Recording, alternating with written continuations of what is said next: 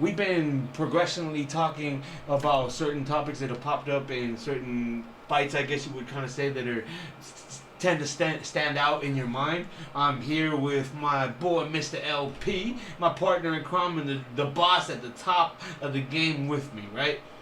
Listen, we were talking earlier, and a certain topic had popped up, and it said, "Hey, there's been fighters that they get knocked down, but then they're able to get back up and finish strong in the fight." When you think of fights that are memorable for you, or let's start there. Let's a fighter. When you no, we're gonna get to the fighter part of it, right? Because to me, the fighter and the fight that pop into my head aren't necessarily the same thing, right? Fair. So we'll get there eventually, right? But let's start there at the fight. Is there a fight where you can think where the person was knocked down, but they were able to get back up and then finish that fight and finish it strong? I love your question and how you dissected it, because I have two answers once you fucking gave it. I knew exactly where I was going with this. But for the regards to the fight, shout out to both these fighters because they show warrior status. Prince Nazim Hamed. Oh. And Kevin the Flushing Flash Cali. Oh my God! Thinking back, when you think of fun fights, man. Oh my God, you think multiple of knockdowns on both sides. Bro. Hey, I mean, multiple knockdowns and like so many points in that fight, man. Oh my God! What a fight! You speaking on two champs that were at the top of their game at that time, man. When they collided, hard. What an offensive fight, bro! What made you think of that fight, bro? Wait. I mean, it was such a back and forth fight, man. Back and forth. It's one that lives in my mind rent free, bro. It really is up there. It's not the best, and actually, now that I think about it, I probably should have retracted my fucking statement here. Listen. Because I actually do know. I think about. I actually have another fucking fight. So when we're off the fly and stuff, it's just very difficult. But that's a great fight. It's difficult. I mean, it's Nuggets, man. That's not my final answer. But go ahead and make your choice. I bet you it might be the same. Man, Castillo and Chico, bro. There it is. Castillo and Chico, bro. There it is. That's the standard. There it is. That's right? it. That's it right there. That's the fucking fight, bro. To see the back and forth that went with that fight, bro. Man. And to see Chico, whoo, I mean, to pull off a I showed every non-fight fan that fight, dog. That was the go-to fight. What a fucking fight. The balls that it took to be able to come through with that kind of a fight. On both sides, by the way. I mean, Castillo also brought it that fight, man. I mean, Castillo had it won, bro. That fool had the fight won. That close, dog. Oh, man. He had it, bro. He completely had it, bro. He completely had it, right? So it makes you think. It makes you think back. And man, rest in peace to Chico Corrales, man. Yeah. And too bad that it had to go the way that it had to go. But that first fight was just amazing, right? And I actually, you said you had a second fight. That was the second. That was the fight you were thinking about. I take it. That was the fight. Okay. So like I said, that was my freaking honorary one. I mentioned that fight, which is great, but Chico Corrales versus Castillo is probably the most memorable fight of my fucking life at this moment. And respect to freaking Gotti Ward, respect to Izzy Vasquez and Rafi Marquez. Those were wars, but they were more also the what followed. It was multiple fights that became wars. I mean, for Chico and Castillo, I mean, it was just that one night, that moment. I mean, that miraculous finish. I mean, that night they captured it, right? There are other people that have captured fights. I mean, to me, if I was to think of a night that got captured similarly like that to me, I think of Chavez Taylor, the first one, bro. I mean, Chavez didn't go down, but Chavez, was Chavez. So, I mean, that is what it is within itself, right? But Chavez didn't go down in that fight, but he was definitely losing that fight. So in regards to that, 100%, that end is iconic. Yes. And it's still questionable and debatable to this day for many, which I don't think or agree with it. But for me, it was clear that Magic Taylor was dominating. He was up. It wasn't like a back and forth affair. Although Chavez was landing and putting them fucking hands on him, dog. You know what I'm saying? Yeah. He was handling it, but it wasn't like a, oh my gosh. Chavez was hitting them bone crushing shots, but it was barely getting freaking acknowledged.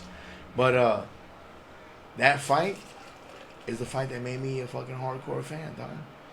That was my first true love. I mean, listen, bro. You're talking about gladiators that were doing it when they were at the top of their game. Both dudes were at the top of their game, right? Chavez was an anomaly.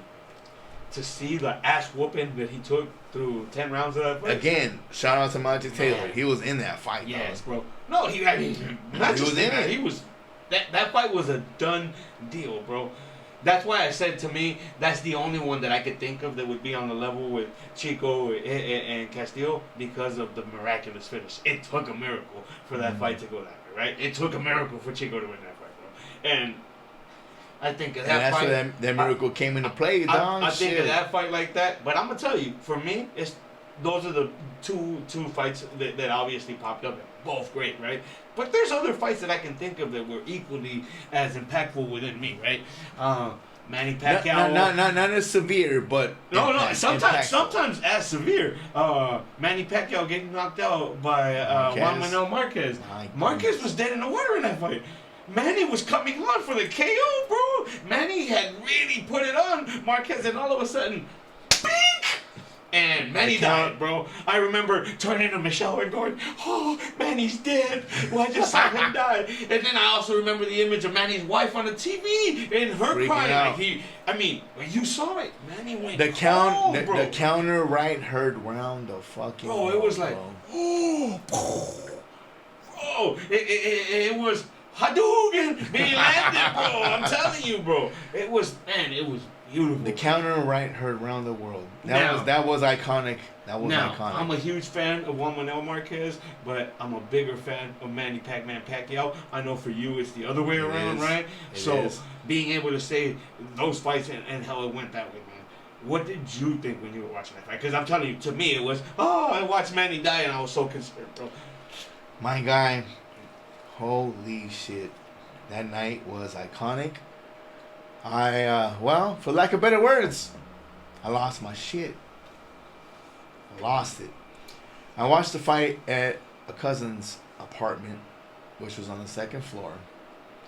And once we witnessed what just took place, I couldn't control myself. I was stomping and jumping around like a maniac.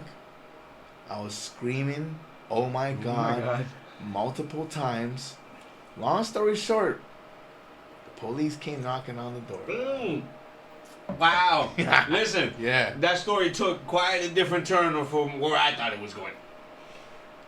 The police. Hey, so I'm gonna go and break this down. Hey, the police showed up, and we were doing too much. And what I mean by that is we were drinking and we were smoking. So like, we had some activity. At this point in Arizona, it wasn't legal, but we had weed in the house and we were smoking.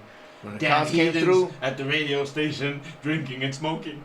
And when the cops came through, I was just all like, I was trying to be, I know how to talk to the police and shit. And I was all like, hells to the knob, blah, blah, blah, blah. And they were like, listen, we don't give a fuck what's going on in this household. But we got calls of distress. People, neighbors are talking about there was a murder scene. Because of the call. Because of the call. Because of the call, this is not probable cause. We have to come in, and we don't care what we see. This is just for this focal point, but we have to search the house, and they did. They went to the bathroom, tub, they went to the closets, under the beds. Like, they searched everything. They went to the fucking goddamn the closet of the freaking of the patio. But I had a cousin that was with me. And she was a younger female, and they were like, had his cousin involved. and they were like, "Are you okay, ma'am? Are you here with your own, or without your own consent?" And mind you, so my family has a rainbow spectrum, like there's multiple skin colors in my family, and this lady Ashley, what's up, cuz, she's dark, You know, she's half African American and stuff, but she's dark. But like she was a standout, and the police were questioning her, and they're like, "Are you safe? Like you don't have to." I was like, "Are you fucking serious?" And they're like, "We're sorry. We gotta call distress." And once they found out, they did their diligence, and it was clear. And they're like, "So what the hell happened?" And I broke it down. I was like, "Well." Look, Hey, I was like, well, he's only sharing part of it, right? What he really wanted to say was the cops came through and they was like, listen, we heard a woman screaming. And we heard a loud woman screaming. It's being reported that a woman was being attacked because all we heard was loud woman screams. And his female cousin turned and said, look, there's the woman who was screaming. That's what he really wanted to say. And unfortunately, I was.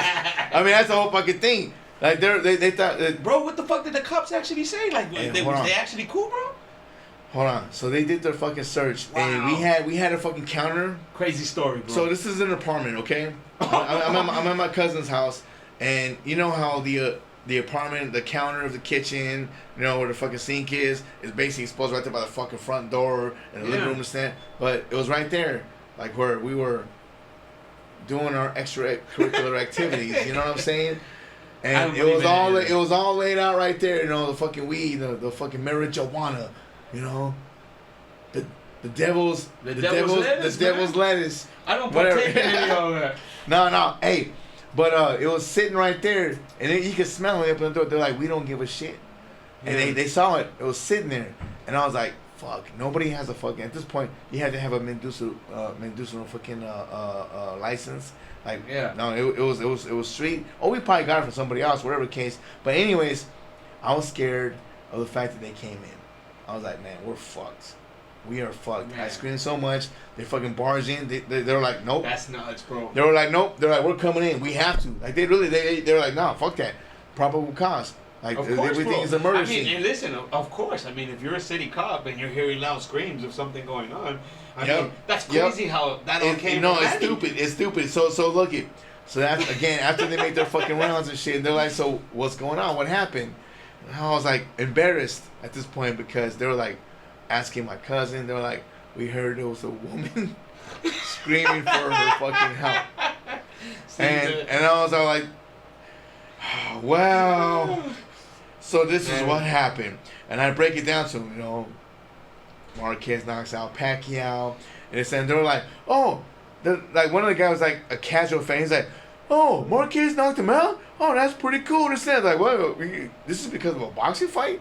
I was like, but you don't understand. Like they fought a few times, and like I'm a hardcore boxing fan. And my cousin was like, yeah, this motherfucker's crazy. She's still tripping out because I screamed. I lost my fucking mind. And they're like, so what's going on? What happened? And I was like, well, once the fucking verdict took place, I started jumping up in joy for joy, screaming, and I couldn't fucking stop myself. It doesn't surprise me at all, by the way. And the cops looked and they laughed. They were like, holy shit. That's what I'm doing right now. And the cop was all like, hey, well, enjoy the rest of your night, man. Fucking hey, don't scream like a little girl anymore. And he was right. I was like, I couldn't even control myself. I was screaming like a little girl. I lost my fucking... It was the most iconic moment. One of the most iconic moment in boxing history for me. And shout out to Marquez to get that validation victory over another legend. Yeah, that man. was unfucking believable. Yeah, man. So tripping out on the part, right? I think of one more fight that I'm gonna throw your way, and it's not a fight that most people would trip out on in this way, but it did go this way for me when I was watching it. And a lot of people actually, when I tell you the fighter who wins in the scenario, actually like the loser in the fight more, and the loser did go on to conquer even more afterwards, right? Okay. But it was the third fight of the big trilogy in the 90s between heavyweights. Holyfield and Book. Oh. There you go. See, I threw it something he wasn't expecting, right? But it actually popped into my mind. And I remember in that third fight, man, and Evander, boom! What a fight, and bro. Evander drops Bo. Boom! And Bo goes. And I'm going nuts. And then all of a sudden, Evander ain't got no gas. Big Daddy comes with it, bro. And Big Daddy came back, bro, and knocked him out. And for me, I said, that is the end of Evander Holyfield. Evander Holyfield would never be And the same who after would that have fight. thunk the fucking success he fucking accumulated afterwards? But Big Daddy Bone, hold on, back to that cat, man. What a fucking beast. But on the same note, He had his moments, bro. He had his moments where he was an amazing fighter. What a buster. He fucking was terrified of Lennox Lewis. There's a lot of people that were terrified of Lennox Lewis, bro. To be fair.